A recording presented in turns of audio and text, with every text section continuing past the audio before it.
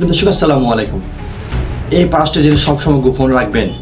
হ্যাঁ, এই 5টা জিনিস সবসময় গোপন রাখবেন। চলুন জেনে আসি সেই 5টি কী জিনিস। নাম্বার 1, আপনার বৃহৎ কোনো পরিকল্পনা। হ্যাঁ, আপনার বৃহৎ কোনো পরিকল্পনা কখনোই কারোর সাথে বলবেন না, কারোর সাথে শেয়ার করবেন না।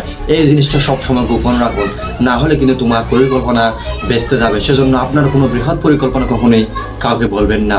নাম্বার 2, আপনার ইনকাম কখনো কাউকে বলবেন না, কারোর সাথে শেয়ার করবেন না।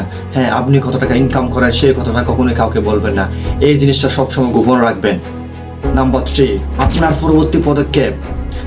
পরবর্তী পদক্ষেপ কখনোই কারোর সঙ্গে শেয়ার করবেন না এবং কাউকে বলবেন না। এই জিনিসটা সবসময় গোপন রাখবেন।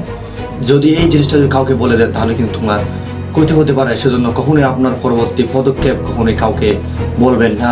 নাম্বার 4, আপনার পারিবারিক ইস্যু কখনোই কাউকে বলবেন না, কারণ এতে মানুষ মজা নেয় এবং এতে মানুষ তোমার দুর্বল সম্পর্কে বুঝে যাবে। সেজন্য পরিবারের পরিকল্পনা কখনো কারোর সঙ্গে শেয়ার করবেন না এবং কাউকে বলবেন না পরিবারের ইস্যু।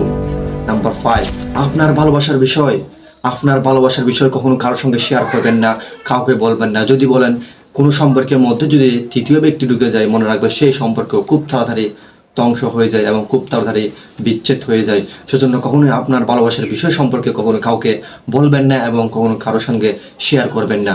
ভালো লাগলে অবশ্যই ভিডিওটি শেয়ার করে দিবেন এবং ফলো করে দিবেন। Thank you so much.